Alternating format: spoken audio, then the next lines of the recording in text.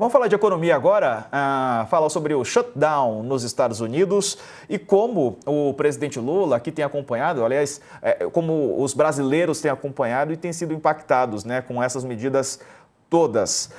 O Trump tem seguido ali com a política e tem culpado os democratas por toda essa questão, mas a economia, né, dos Estados Unidos, ela segue paralisada. Deixa eu achar aqui a reportagem certinha. O shutdown, né, deixou em alerta as exportações e também os importadores brasileiros. É sobre isso que eu quero falar com o Felipe Salto, porque a paralisação do governo norte-americano travou serviços públicos. O chamado shutdown, que limita as despesas do governo dos Estados Unidos quando o orçamento não é aprovado dentro do prazo, deve impactar atividades em áreas relacionadas ao comércio exterior, como alfândegas, importos, aeroportos, agências públicas responsáveis por autorização de produtos, e a redução no número de servidores e o corte da jornada vão tornar mais demorada a liberação de cargas, segundo o representante lá dos Estados Unidos e também algumas das empresas, né, as principais tradings aqui do Brasil. Vou chamar agora o Felipe Salto, colunista do UOL, economista-chefe da Warren. E aí, Felipe, bem-vindo, boa noite. Impactos lá e impactos aqui também no Brasil? Boa noite, Diego, Daniela, prazer estar aqui com vocês. Boa noite a todos que estão nos assistindo. Olha, esse é o exemplo claro de como uma regra fiscal mal feita pode gerar problemas graves, né? Os Estados Unidos têm essa regra de limitação da dívida pública já há muito tempo e várias vezes acontece esse problema. Quando chega próximo desse limite, o governo americano tem essa paralisação, se convencionou chamar de shutdown, e aí serviços essenciais, salários, despesas até obrigatórias do governo americano ficam simplesmente inviabilizadas, até que o Congresso americano ofereça a flexibilização, a licença para gastar acima do limite estipulado. Então, é uma situação bastante grave, que já aconteceu várias vezes no passado, e mostra como, em alguns casos, né, os Estados Unidos nem sempre estão na fronteira. Em termos de legislação fiscal, por exemplo, eles estão precisando já há bastante tempo modernizar esse tipo de regra, digo.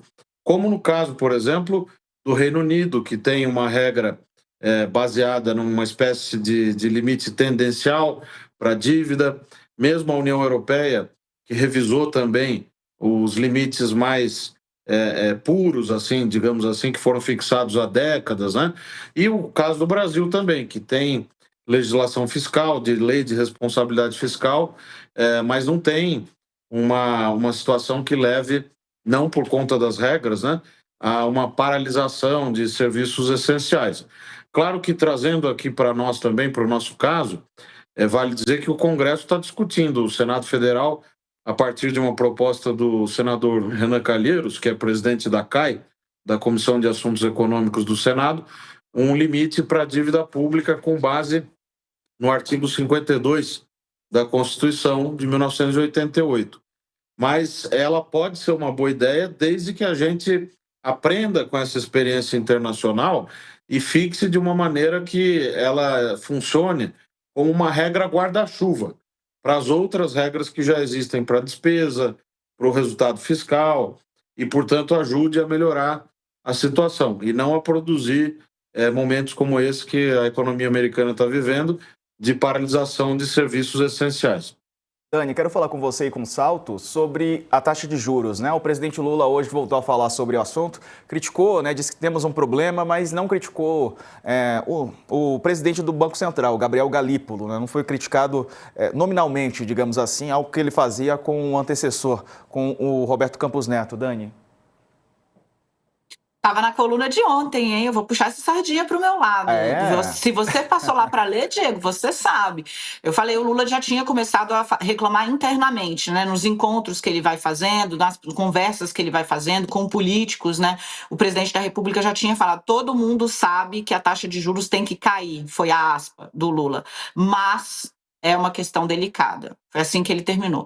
Mas o petista já tinha voltado a mirar os juros como alvo principal há algum tempo. A gente escrevi sobre esse assunto ontem.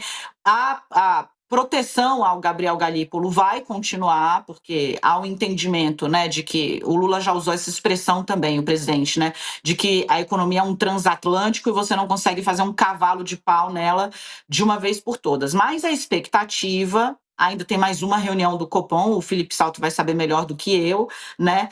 Não sei, o mercado, o Galípolo havia sinalizado o seguinte, presidente do Banco Central, né? Que a manutenção da taxa de juros no alto ia ficar longa por mais tempo, porque ele ainda via uma economia estressada, em especial por conta da inflação. Alguns setores já começaram a ceder, de alimentos, notadamente, né? Tem aí medidas do Trump que estão ajudando a economia do Brasil, também por paradoxal que pareça, né? O professor Felipe Salto vai conseguir detalhar também melhor do que eu. Então, começa-se a perceber que vai haver uma cobrança política e talvez haja algum ambiente para uma redução, mas aposta-se, né, se vier pontual para 0,25 para baixo, 14,75 para fechar o ano, dizendo que embicou os juros para baixo, já mirando ali 2026. A ver o que vem por aí. Salto.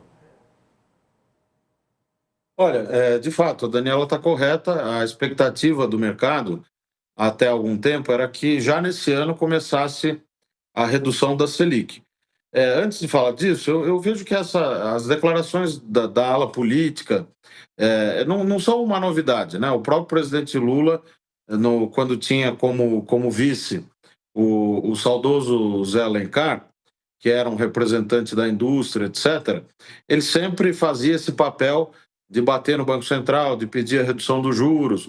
Também no governo Fernando Henrique, por exemplo, o ministro Zé Serra também sempre fazia esse contraponto. A importância de ter isso, eu acho, no governo, desde que bem arbitrado, né? Claro, é evidente. Nesse caso, o próprio presidente faz esse alerta e diz: todo mundo sabe que precisa reduzir os juros. Só que hoje, no Banco Central, a visão que a gente pode apreender da meta, da ata do Copom, que foi divulgada, do Comitê de Política Monetária, é de que ainda há uma perspectiva dos membros do Banco Central e do Comitê do Copom de que as expectativas de inflação ainda não estão convergindo no ritmo necessário para a meta estipulada pelo Conselho Monetário Nacional, que é uma meta de 3%. A meu ver, uma meta muito baixa. Acho que o governo Lula errou, inclusive, no início do mandato, de ficar fazendo aquela briga diuturnamente com o então presidente do Banco Central, Roberto Campos Neto, e de não ter usado aquele capital político do início do governo para fazer uma discussão técnica sobre a meta de inflação. Mas agora, nesse aspecto, Inês é morta, né? O governo, até o final de 2026, vai precisar apostar nessa boa vontade do Banco Central e na convergência das expectativas. A atividade econômica, a meu ver, já está em desaceleração muito clara, quando a gente vê os indicadores da indústria, do consumo, da pesquisa mensal de comércio, de serviços e mesmo a inflação corrente. Esses indicadores apontam para uma desaceleração. Isso ajuda na tarefa do Banco Central de controlar o nível de preços, a variação dos preços médios da economia.